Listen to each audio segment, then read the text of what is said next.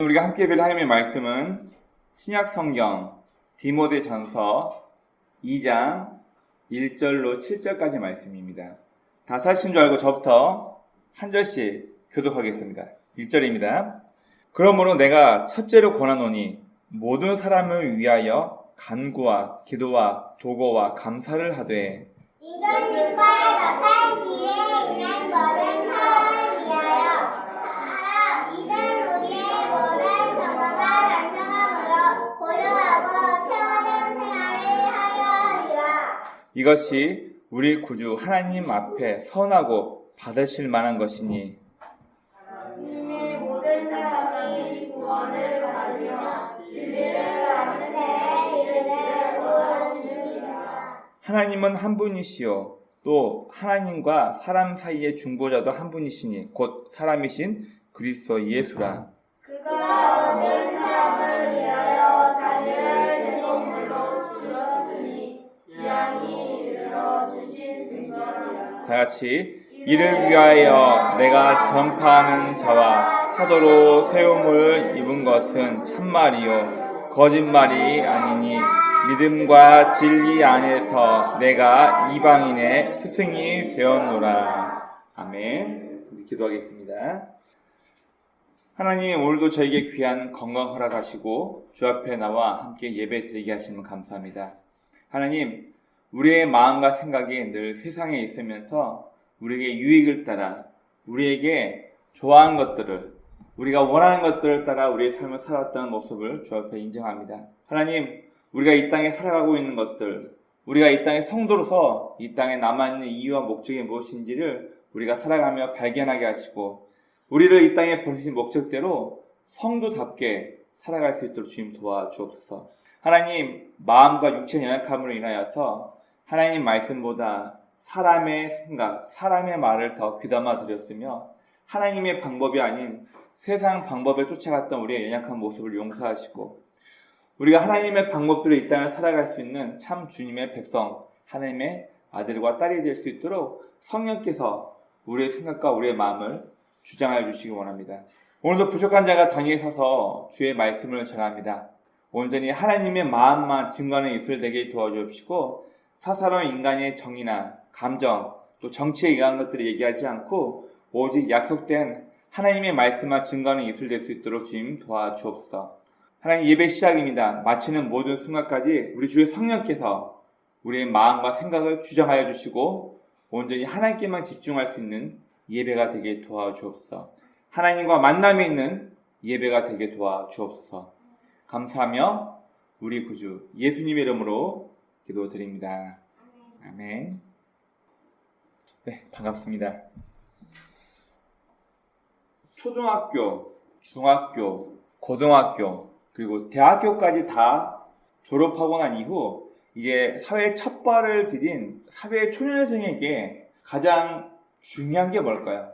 이제 막 직장에 가서 사회생활을 이제 막 시작한 사회 초년생에게 무엇이 가장 관심거리고 무엇이 가장 중요하게 여겨지는지는 서점에 가서 연령별로 가장 많이 사는 책의 주제에 대해서 보면 우리가 쉽게 알 수 있습니다. 여러분, 뭐가 같습니까? 사회 초년생들이 가장 많이 선택하는 책의 주제.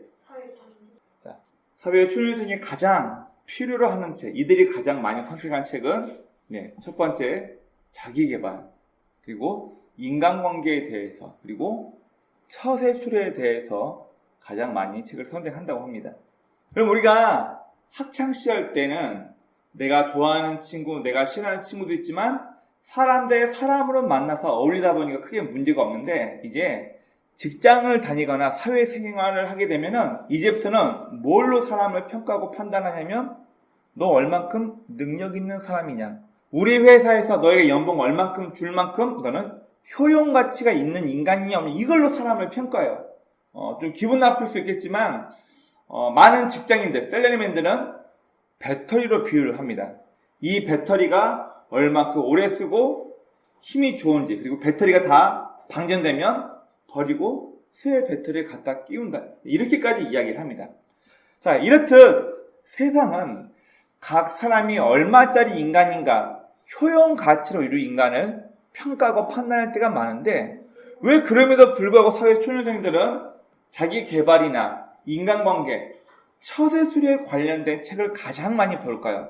이유는 나 혼자만 일한다고, 나 혼자만 잘한다고 해서 일이 되어진 게 아니라 내 주변에 어떤 사람을, 내 주변에 어떤 좋은 인재가 옆에 있냐, 또 나를 끌어줄 수 있는 사람, 이런 사람은 나와 도움이 되지 않고 나와 궁합이 맞지 않는 사람이다. 그러면 멀리하고. 이렇듯 사회생활할 때는 인간관계가 무엇보다 중요하기 때문에 이처럼 사회 초년생들은 책을 고를 때에도 인간관계라든지 어떤 위치에서 나는 어떻게 처세를 해야 할까, 이 처세술에 대한 부분들을 굉장히 책으로 많이 선택을 한다고 합니다.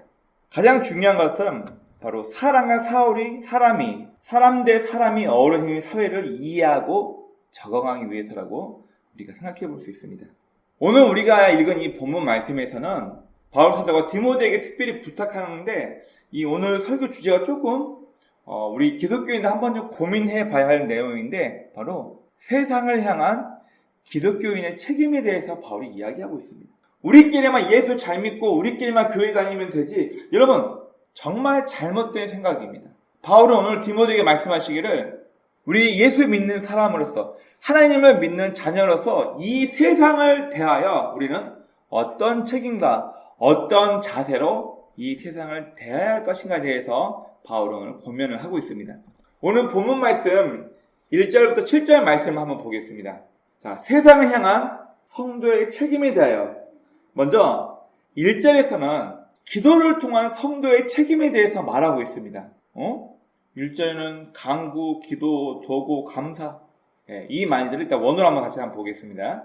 그리고 두 번째는 2절부터 4절까지 말씀을 보면 사회 질서를 위한 성도의 태도에 대해서 이야기하고 있고요.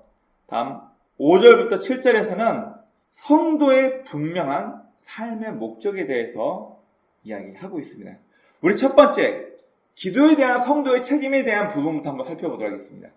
자, 오늘 한국말, 번역된 한국말만 봤을 때는 다 똑같은 기도로 이거 달라 저거 달라 요구하는 걸로 보는데 원어 성경을 보면 전혀 다릅니다. 먼저 1절 말씀을 보면 간구, 기도, 도구 우리는 이 말들이 전부 다 간절하게 예전에 어떤 분들은 간이 저리도록 간절히 기도해라 이렇게 말을 웃기게 이렇게 풍자해서 얘기하게 되는데 원어 성경을 보니까 먼저 간구란 말은 헬라어로 데시스 이거는 간청하다 달라고 요청을 하다 그런 말이에요. 그리고 기도 신약 성경에서 약 60% 이상이 프로시케 프로스 어디로 마음의 방향을 정하다 합성해서 마음의 방향을 하나님께로 두다. 그럼 이게 기도의 원 의미예요.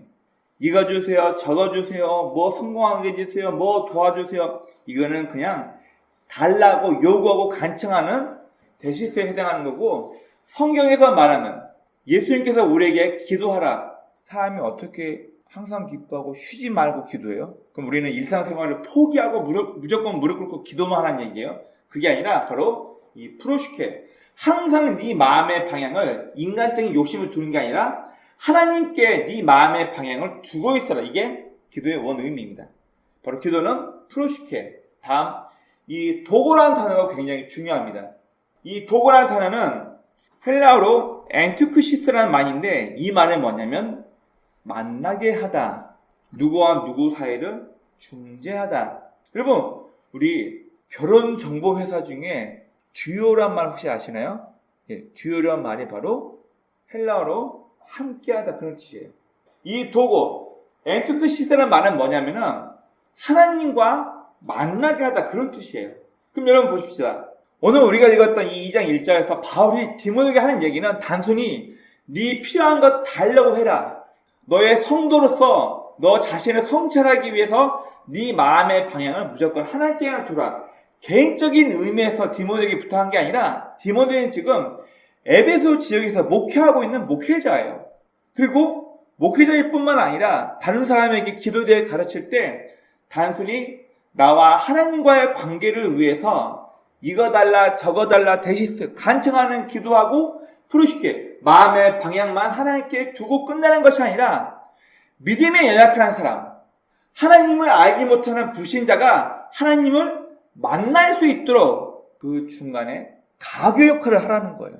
단순히 이거 달라 저거 달라고 아니라 저 사람이 하나님을 알아갈 수 있도록, 하나님을 믿지 않는 저 불신가장이 예수의 십자가 의미를 깨닫게 하려고 바로 믿지 않는 사람과 하나님과의 관계를 중재하는, 만나게 하는 가교 역할의 기도를 바울은 오늘 디모데뿐만 아니라 우리 모두에게 요구하고 있는 것입니다. 다음 두 번째, 사회 질서를 위한 성도의 태도에 대해서 이야기하고 있습니다. 어쩌면 세상 질서 아래에 있는 성도의 삶, 특별히 오늘 본문 4절 말씀은 정치인들, 위정자들, 오늘 본문 말씀 4절에서는 2절부터는 2절을 보겠어요. 임금들과 높은 지위에 있는 모든 사람을 위하여 하라. 이는 우리가 모든 경건함과 단정함으로 고요하고 평안히 생활을 하려 합니다. 우리가 예수 믿는 사람이라면 이렇게 한번 생각해 봅시다. 우리는 이 땅에 속한 사람이 아니라 하늘에 속해 있는 사람이라면 우리는 이 땅의 모든 질서를 무시하고 하나님 말씀만 듣고 살아. 이렇게 되면 어떻게 될까요? 세상적인 모든 권위나 질서를 다 무시하고 나는 무조건 하나님 방법대로만 살 거야. 나는 주일날 무조건 주일 성도 예배 드려야 되니까 직장에서 주일날 나와서 일하려면 나 직장에 때려치고 무조건 교회 가서 예배 드릴 거야. 니네만, 나는 수요 예배, 금요 예배는 무조건 기도해야 되니까 니네들만 직장에서 일하고 나는 예배 드리러 나올 거야. 여러분, 우리의 신앙이 미성숙할 때, 또 우리가 성경을 정확히 이해하지 못했을 때 과거에 직장 다 때려치우고 주일날은 약도 먹어서는 안 되고 물건 사도 안 되고, 근데 제가 어렸을 때만 해도 몸이 아픈 사람도 주일날은 약도 먹으면 안 되고 병원도 못 가게 했어요. 그리고 주일날 상점 가서 물건 산다? 목사님께 굉장히 혼났던 그런 시절이 있었습니다. 여러분, 우리는 하나님의 말씀도 듣고 따라야지만 이 땅을 살아가면서 이 땅의 법과 질서에 맞춰서 살아가야 하기도 합니다. 오늘 바울은 디모데에게 우리가 성도가 평안하고 단정한 가운데 신앙생활을 하기 위해서는 이 세상의 군왕들, 임금과 높은 지위에 있는 위정자들의 말을 듣고 질서 있게 생활하라고 우리에게 말해주고 있습니다. 누가복음 20장 14절부터 15절까지 말씀해 보면은 가이사랴에게 세금을 바치는 게 옳습니까? 나쁩니까? 어떤 사람이 예수님을 비방하려고 일부러 질문을 합니다. 가이사는 예수님 당시 로마를 통치하고 있던 케사랴 왕의 호칭이었습니다. 우리는 하나님만 믿는 백성인데 저 이방인 왕, 로마 왕에게 세금을 바치는 게 옳습니까? 아니면 잘못된 겁니까? 이 말은 어떤 걸 선택해도 예수님이 계략에 빠지게끔 하려는 아주 강교한 말이죠. 만약 로마 황제 가이사에게 세금을 받지 한다고 얘기하면은 예수님은 민족주의, 유대교를 사랑했던, 그리고 이스라엘을 사랑했던 사람들에게 예수님은 배반당하는 꼴이 되는 거고, 반대로 야, 가이사에게 무슨 세금이야? 우리는 하나님 믿는 백성이 하고 가이사에게 바치는 세금을 부정하고 오직 하나님께만 세금을 내야 한다고 말하면은 누구에게 적이 되는 거예요? 그 당시 세계를 제패하고 있던 로마라는 나라의 로마 황제의 적이 되는 거예요. 어떤 대답을 해도 예수님이 위험한 상황에 처했는데, 이 누가복음 20장 14절 15절 말씀 보면 예수님께서 참으로 기이한, 아무도 생각지도 못하는 대답을 하십니다. 동전 하나를 내게 갖고 와봐라 해서 동전을 가지고 옵니다. 그 당시 로마에 의해 세계가 제패됐기 때문에 로마 동전 가지고 옵니다. 그리고 이 동전에 보이는 얼굴이 누구의 얼굴이냐? 그 로마 케사랴, 가이사랴의 얼굴입니다 하니까 예수님 뭐라고 말씀하시냐면, 가이사랴의 것은, 세상의 것은 가이사랴에게 바치고 하나님의 것은 하나님께로 바치라고 명령을 하십니다. 그 말은 뭐예요? 세상적으로 우리가 내야 할 세금이 있으면 그 세금도 당연히 로마에다 갖다 바치겠지만 하나님께 내야 될 세금도 당연히 하나님께 바쳐야 된다. 이 두 가지 얘기를 동시에 하신 겁니다. 자, 그리고 마태복음 17장 말씀에 보면은 예수님께서 베드로와 이야기를 하십니다. 어떤 얘기를 하시냐면, 성전에 1년에 한 번씩 자기 목숨값을 보증으로 이제 예수님께서 이 반세기라는 것을 세금으로 내는 게 있어요. 각 사람마다 자기의 목숨값으로 1년에 한 번씩 성전에 세금을 내는 게 있는데 예수님께서 베드로에게 무슨 얘기를 하시냐면 야, 왕이 자기 아들한테 세금을 걷겠냐 아니면 일반 백성들에게 세금을 걷겠냐? 당연히 자기 아들은 세금 징수 대상이 아니겠죠. 일반 백성에게 세금을 걷겠죠. 그래, 네 말이 많다. 네 말이 맞아. 그런데 이 땅의 사람들은 아직 내가 누구인지를 이해를 못하니까 저들이 질서를 혼란시키지 않기 위해서 베드로야, 네가 가서 낚시를 해가지고 하나는 너를 위해서, 하나는 나를 위해서 세금을 내라. 너 가서 지금 물고기 한 마리 잡아와라. 그러면 그 물고기 뱃속에 한 세겔이 있을 것이다. 이 한 세겔 가지고 하나는 너를 위하여, 하나는 나를 위하여 세금 내고 오라고 예수님께서 말씀하시는 거예요. 아씨, 내가 하나님 아들이야. 내가 메시아라니까. 예수님이 이렇게 세상의 모든 법과 질서를 무시하고 반세겔 안 낼 수도 있었어요. 그래서 예수님께서는 이 세상이 아직 이해를 못하니까 그들의 질서를 혼돈시키지 않기 위해서 우리가 세금을 내주자. 이러면서 예수님도 반세계에 대한 이야기를 베드로에게 하십니다. 그럼 결국 바울이 디모데에게 했던 두 번째 이야기는 우리는 이 세상과 동떨어져서 마치 세상을 떠나서 산으로 들로 강으로 숨어가지고 혼자 돛 닦는 사람이 아니라 여전히 이 세상의 방법, 이 세상의 법과 질서를 지키면서 이 땅에 살아가야 하는 사람임을 우리에게 말해주고 있습니다. 여러분, 우리가 이제 우리말 성경 번역된 걸 보면 크게 오해하는 부분이 있어서 이 오늘 본문 말씀과 같이 함께 봐야 될 말씀을 제가 한번 가지고 와봤습니다. 바로 세상 질서 아래에 있는, 세상의 법과 질서 아래에 있는 성도가 이걸 마땅히 지켜야 함을 대해서 이야기하는데요. 자, 우리 고린도후서 6장 14절부터 18절 말씀만 보겠습니다. 자, 성경 한번 찾아볼까요? 고린도후서 6장 14절부터 18절 말씀입니다. 이 말씀이 왜 우리에게 많은 혼란을 주냐면 지금도 이렇게 설교하시는 분이 계시기도 합니다. 근데 과거에 저도 이렇게 설교를 들어왔어요. 이게 무슨 얘기냐면 믿는다와 믿지 않는 자가 결혼해서는 안 된다 하면서 이 말씀을 목사님들이 들어서 얘기를 했어요. 그러나 여러분, 제가 왜 지금 헬라어 원어 성경을 들고 왔냐면 성경 해석이 너무나도 잘못됐기 때문에 제가 좀 함께 나누려고 합니다. 고린도후서 6장 14절부터 8절까지 말씀을 보면 어떻게 믿지 않는 자와 불신자가 함께 하겠냐? 어떻게 빛과 어둠이 함께 조화하겠냐? 어떻게 그리스도와 바알, 벨리알이 쓸데없는 것이 함께 조화롭게 되겠냐? 절대로 믿지 않는 불신자와 멍에를 함께 하지 말라. 우리는 이 본문 말씀을 가지고 안 믿는 사람과 결혼하면 절대 안 된다 이렇게 얘기를 해요.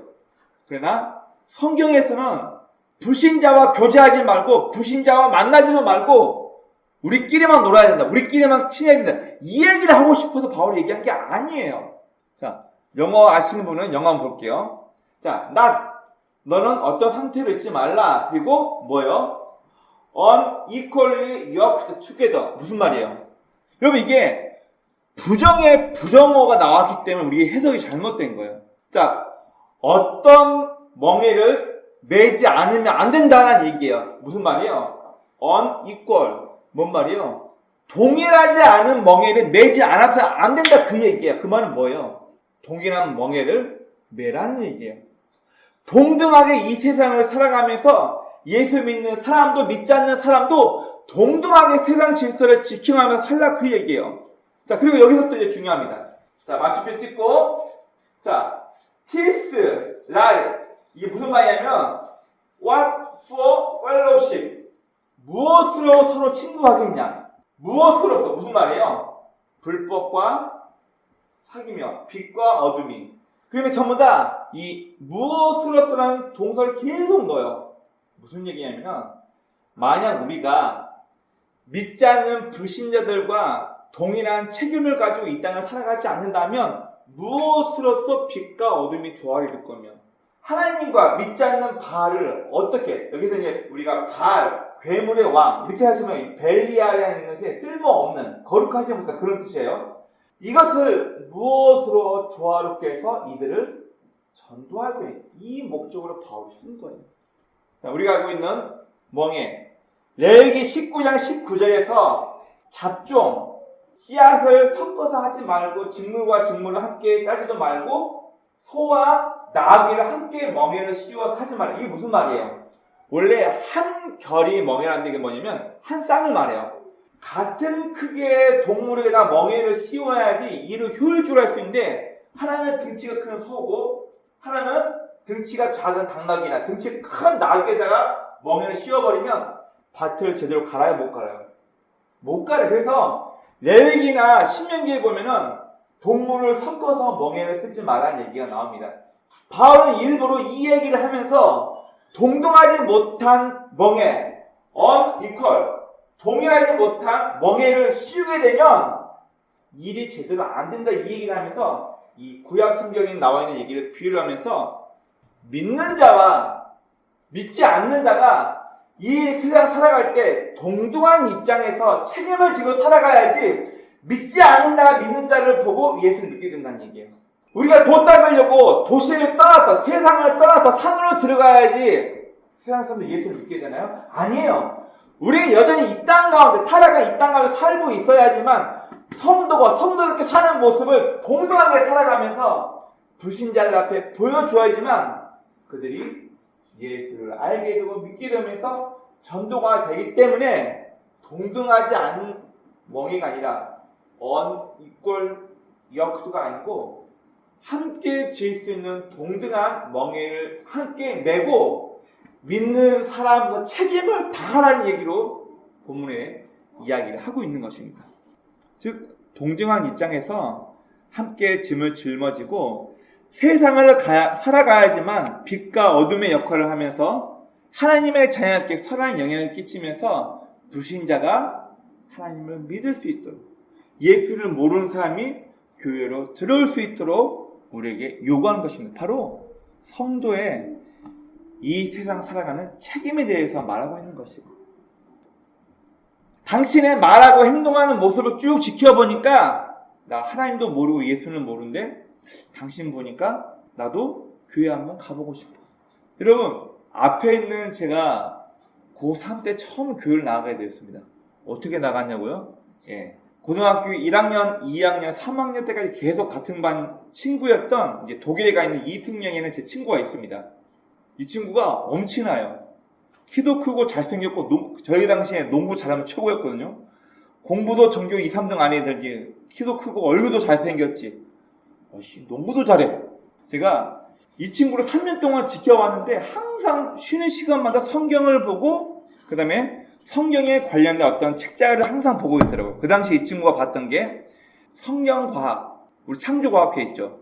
이 창조과학회에서 나온 책자를 보고 있는데 제가 이 친구의 평상시의 삶을 알고 있었기 때문에 쉬는 시간에 그 책자를 보고 있는 친구한테 가가지고 이거 뭐냐? 이거 교회에서 이거 하는 거야? 그래? 야, 네 다니는 교회 여고생들 많냐? 한번 와봐. 그래? 한번 가볼게. 저 이러고 교회 처음 왔어요. 이러고. 무엇 때문에? 3년 동안 봐왔던 그 친구의 말과 행동을 제가 알고 있었기 때문에.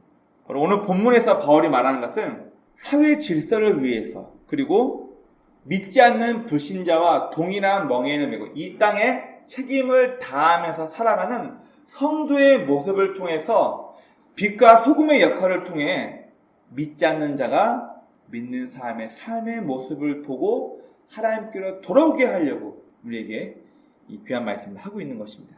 그리고 마지막 세 번째 바로 성도의 분명한 삶의 목적에 대해서 이야기를 하고 있는 것입니다. 우리 5절부터 7절 말씀만 보겠습니다. 디모데전서 2장 5절부터 7절이십니다. 자, 5절 보니까 하나님은 한 분이시요 또 하나님과 사람 사이의 중보자도 한 분이시니 곧 사람이신 그리스도 예수라. 6절 그가 나만을 위해서 너만을 위해서 우리 교회만을 위해서 아니요 명확히 말하고 있습니다. 그가 모든 사람을 위하여 자기 자신을 무엇으로 대신 죽어주는 제물로 대속물로 주었으니 기약 이르러 주신 증거니라. 7절 말씀이 바울이 성도의 삶의 목표에 대해서 명확히 얘기를 하고 있습니다. 7절 다 같이 읽어봅니다. 시작. 이를 위하여 내가 전파하는 자와 사도로 세움을 입은 것은 참말이요 거짓말이 아니니 믿음과 진리 안에서 내가 이방인의 스승이 되었노라. 네. 바울은 이 사건 때문에 자기가 담에서 도상에서 만난 예수 그리스도 왜 십자가에 죽어야만 했는가, 그 십자가 사건을 바울이 명확히 깨닫고 이해하고 난 다음에 내 명확한 삶의 목적이 무엇인지를 알게 되었다고 바울은 이야기를 하고 있는 것입니다. 그리고 만약 제3의 물결을 썼던 엘빈 토프라는 분 맞나요? 자, 그분이 무슨 얘기를 하냐면 게토란 말을 써요. 게토. 자, 게토는 뭐냐면 아마존강 일대에서 자기네 부족끼리만 모여가지고 친하게 지내고 자기 부족 이외에는 칼로 찌르고 죽이며 심지어는 식인까지 하는 풍습이 있어요.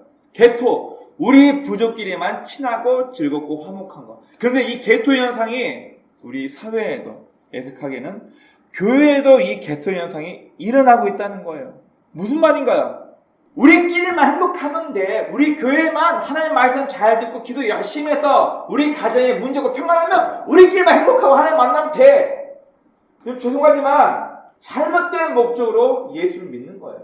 여러분, 내가 십자가를 믿고 삶의 목적이 명확하지 않게 되면, 성도로서 내 삶의 목적을 이해하지 못하게 되면요, 우리는 예수 믿는 것, 죽은 다음에 천국 가야지, 내가 사후 세계를 모르지만 죽은 다음에 천국과 지옥이 있대, 예수 안 믿으면 지옥 간다고 하니까 일단 예수 믿고 보자. 예수 천당 불신지옥. 그 말의 의미를 알아야 되는데 막연하게 죽고 난 이후에 내 영적인 보험으로 예수 믿어놓자. 그리고 교회 가서 내 정성이 하나님이라는 분에게 보여지면 내 소원 성취가 되니까 교회 가서 헌금 많이 하고 기도 열심히 하고 각종 봉사 열심히 해가지고 내 가정에 생길 수 있는 많은 우환과 사건 사고가 없어지고 내 남편, 내 가족, 내 자식이 다 잘 되고 이걸 목적으로 교회 다닌다. 죄송하지만 그 사람은 아직 명확한 삶의 목적이 무엇인지를 모르고 사는 종교인이에요. 우리끼리만 행복한 교회, 우리끼리만 행복하고 즐거워, 나는 성경 많이 알고 있고, 나는 헌금 이렇게 많이 하면서 이렇게 하나님께 이렇게 풍성하게 복을 주셨고, 이걸 삶의 목적으로 두고 있다면 우리는 종교인이에요. 그러나 우리가 진짜 예수를 믿은 신앙인이라면은 저 십자가에서 도대체 무슨 일이 있었나?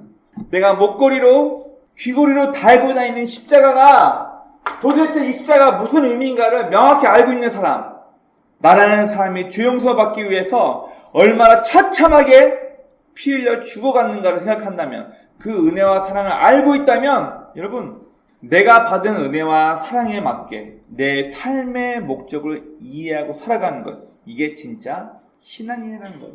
제가 얼마 전에 한 대형 교회 다녀와서 중요한 얘기를 듣고 온 것 같아요. 물론 이제 설교에 대한 강당꾼이 되지 말라, 뭐 이런 얘기도 많이 들어왔었지만, 사꾼 내지 마라, 노동자 되지 말라, 노동자. 그리고 생계형 목회자 되지 마라, 이 얘기를 하더라고요. 먹고 살기 위해서 목회를 한다? 여러분, 노동자는 일을 열심히 하고 그 대가로 돈을 받습니다. 내가 교회에서 열심히 설교하고 열심히 봉사하고 열심히 했으니까 그 대가로 교회에서 얼마 받아서 살아가야죠. 노동자다! 명확한 내 사명의 인식도 하지 못하고 내 삶의 목적이 정확하지도 않고 돈 얼마 받으려고 생계형 목회를 하고 노동자형 목회를 하고 사꾼 목자가 돼버린다면 여러분들은 목회해서는 안 됩니다. 도전이 되는 말씀이기도 하고 가장 기본적인 말씀이기도 하죠. 애초에 그런 걸 요구했다면, 그런 걸 바라고 했었다면 목회하면 큰일 납니다. 여러 영혼 죽입니다. 바울은 오늘 이 본문 말씀에서 기도를 어떻게 할 것인가, 나 자신과 하나님과 관계를 위해서 간구하고 요청하는 기도, 그리고 내 마음의 방향을 세상이 아니라 하나님께 두기 위한 기도를 하고, 또 하나 믿지 않는 사람과 믿음이 연약한 사람과 하나님이 만날 수 있도록 이 둘을 이어주는 다리 역할을 할 수 있는 기도를 하라고 말씀하고 있습니다. 그리고 이 세상의 질서 아래에 있기 때문에 세상 임금이나 군왕들, 정치인들, 위정자들을 위해서 너희가 그들을 위해 기도하라. 그리고 마지막으로 세상을 향한 성도의 삶의 목적이 명확해야 한다라고 얘기를 하고 있습니다. 여러분, 기독교는 단순히 축복받기 위해서 예수 믿는 교인들의 모임이다라고 생각하시면 큰일 납니다.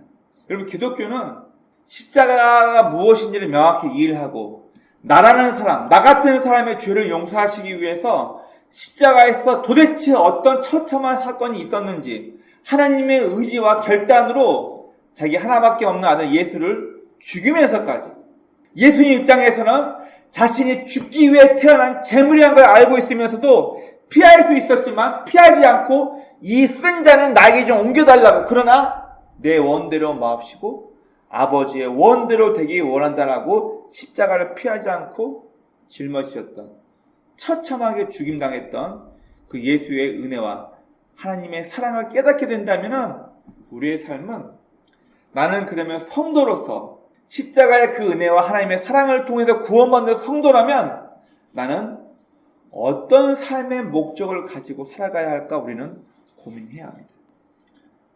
1998년도에 우리나라에 대단한 이단이 휩쓸고 왔습니다. 여러분 혹시 다미 선교회라고 혹시 기억나시나요? 곧 휴거가 다가왔다. 우리 뉴스에 사건 사고도 많았죠. 단체로 하얀 옷 입고 봉고차에 불질러서 12명의 사람이 한 번에 타 죽기도 하고, 이런 사건 사고가 굉장히 많았습니다. 왜요?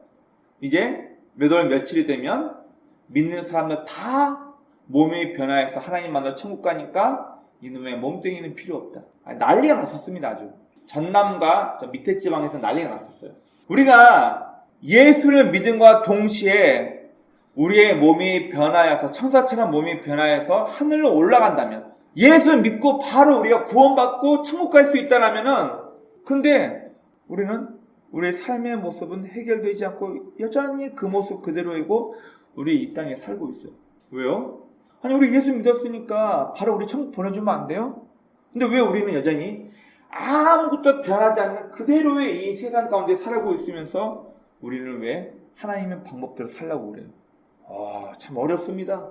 자식 문제 때문에, 부모 때문에, 형제 때문에 망해져가는 가게, 너무나도 삶의 모습이 척박하고 힘든 모습이었다면 이 땅 살고 싶지 않을 거예요. 바로 죽어서 천국 가고 싶을 거예요. 그런데 왜 우리 안 데려가냐고. 하나님은 우리 믿는 사람은 바로 휴거, 바로 데려가신 게 아니라 이 땅에 남겨놓고 우리가 성도답게 인생을 살기 원하시고 그걸 지켜보고 계시다는 얘기예요. 왜 우리 구원받는 성도가 바로 천국 못 가고 이 땅에 남겨진 이유와 목적이 무엇일까요?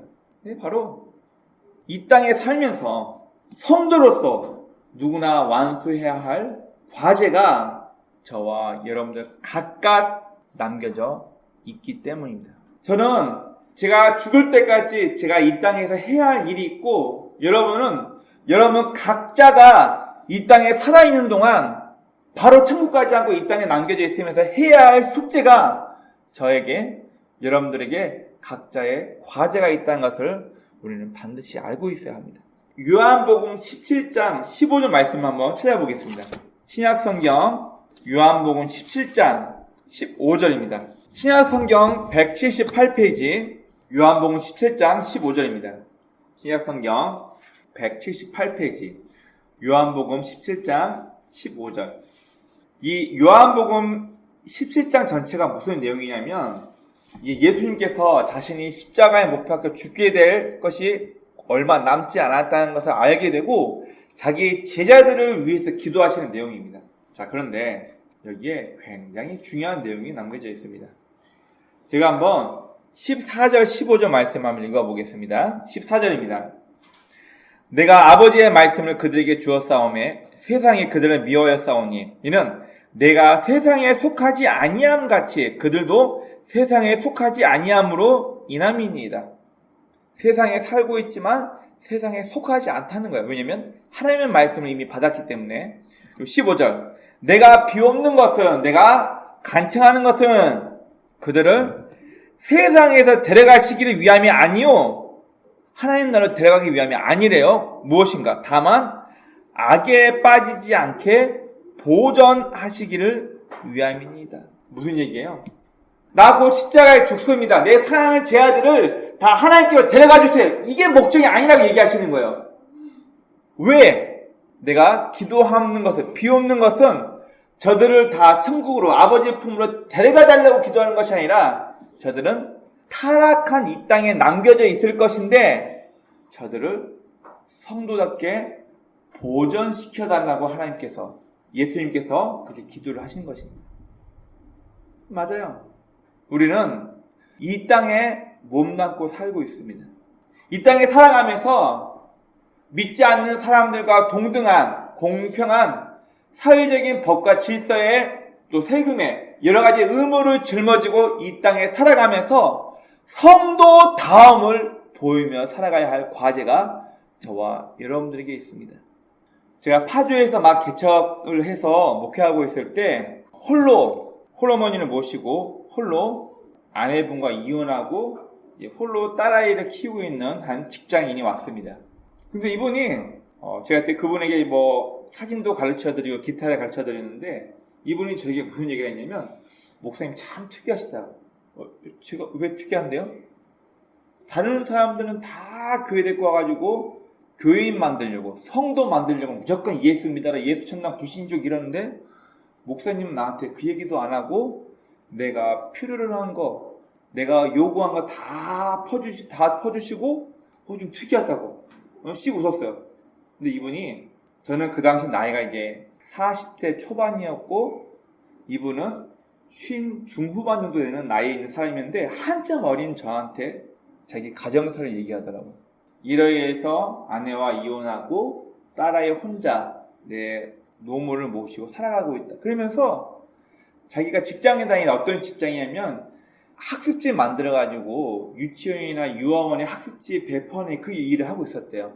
근데 자기 직장에 교회 사모님도 계시고 교회 여지사님도 직원을 같이 있대요. 그러면서 저에게 무슨 얘기를 하냐면 솔직히 자기는 이분들 보면 짜증난대요. 무슨 얘기를 하냐면은 너무 이기적이라는 거예요. 직장이면 같이 고생하고 같이 일하면서 회사를 위해서 일하고 정당한 보수를 받아가며 해야 되는데 이 집사님과 사모님들은 자기한테 맨날 예수 믿으라고 우리 교회 따라가자고 맨날 그렇게 얘기를 하는데 하는 짓이 너무 꼴보기 싫다는 거예요. 굉장히 이기적이고 자기 예배 있다고 자기 해야 할 거 있다고 자기 동료들한테 다 떠맡겨버리고 나가버리고 이런 식으로 일하는 모습을 보면서 아우 저런 꼬락서니 그분 말이 그래요. 저런 꼬락서니를 일하면서 나보고 교회 다니라고 콧방귀도 안 꼈다 그 얘기를 하시는 거예요. 무슨 얘기인가요? 책임을 다하지 못했다는 얘기예요. 나는 직장 다니면서 돈만 벌면 되고 직장 동료가 힘들어하거든 말든 저 사람이 어떻든 상관없이 나는 내 것만 열심히 하면 돼. 나는 예수천당 불신지옥 나는 밖에서 전도했다. 나는 사람들 만나서 전철 다니면서 전도지 뿌리고 다녔으니까 나는 하나님께 이렇게 상 받을 거고 니네는 예수 믿든지 안 믿든지 니네 책임이야. 나는 내 할 다 했어. 이게 과연 우리 기독교인이 믿는 사람이 우리의 책임을 다한 모습일까요? 내가 종교적으로 열심히 했다는 만족감만 있을 뿐 세상을 향한 우리의 책임을 다한 모습일까요? 참 부끄럽습니다. 오늘 바울은 에베소는 지역에서 목회를 하고 있는 자신의 영적인 아들 디모데에게 우리가 단순히 내 만족, 소원 성취하고 영적인 축복을 누리기 위해서 예수 믿는 이기적인 개토화되어버린 교회들이라고 말하는 것이 아니라 이 세상을 살아가면서 불신자와 동등한 멍에를 짊어지고 불신자와 동등한 사회적인 법과 책임을 다하면서 그들 앞에 성도로서의 빛과 소금의 역할을 하면서 이 세상을 향한 우리의 책임을 다하라고 우리에게 말씀을 하고 있는 것입니다. 성경은 우리가 믿지 않는 불신자와 등을 돌리고 살라고 말하고 있지 않습니다. 성경은 예수 안 믿는 집안 사람과 결혼하지 말라고 하지 않고 있습니다. 그러면 저는 장가 못 갔어요. 제 아내는 목회자 가정에서 자란 딸이고 저는 집에서 1년에 몇 번씩 제사 드리던 예수를 아예 모르는 집안의 사람이었어요. 그럼 저는 제 아내와 결혼도 못했어요. 불신자와 등 돌리고 불신자와 결혼하지 말라는 의미에서 이 말씀을 우리에게 주신 것이 아닙니다. 믿는 성도끼리만 교제하고 우리끼리만 모여서 무슨 로터리 클럽처럼 우리끼리만 모여가지고 즐겁고 행복하라고 우리에게 말씀하고 있지 않습니다.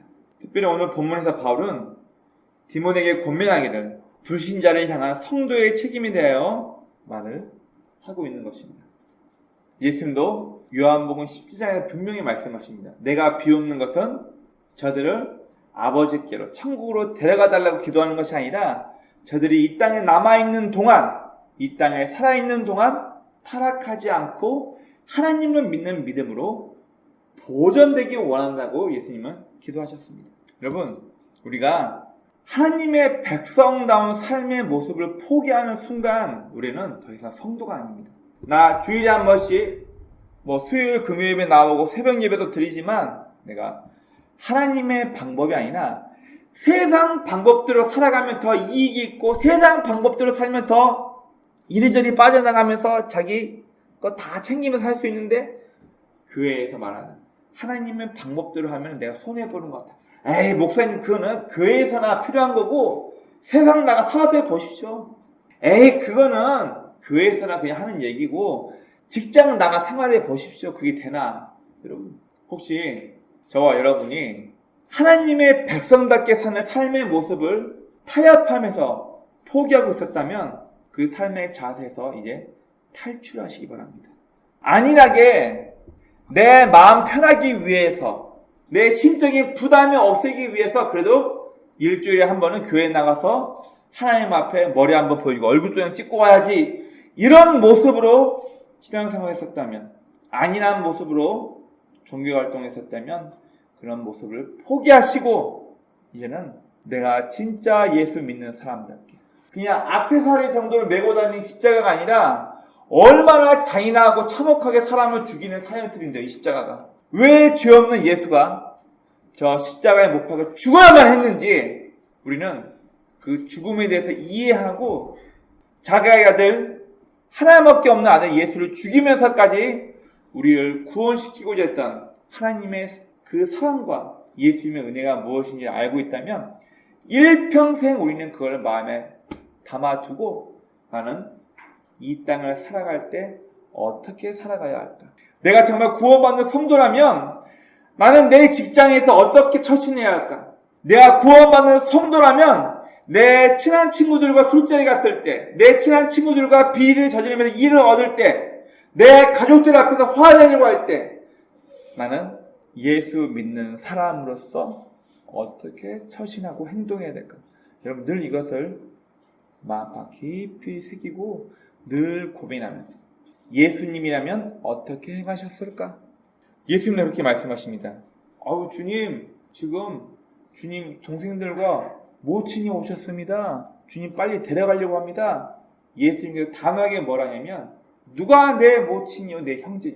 여기 하나님의 말씀을 듣고 하나님 말씀대로 사는 사람이 내 형제요 내 모친이나 얘기하십니다. 그래서 예수님께서 부모 형제를 무시하고 그런 말이 아니에요.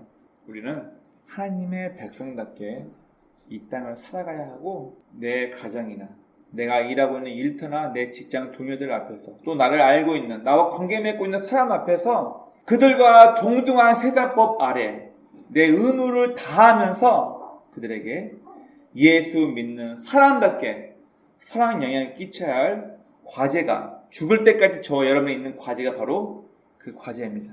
부디 저는 저 개인적으로 여러분 각 개인적으로 이 땅에 남겨져 있는 우리의 삶의 목적대로 나를 부르신 하나님의 목적대로 삶의 목적을 다 이루실 수 있는 복된 저와 여러분의 삶이 되시길 주의 이름으로 축원합니다.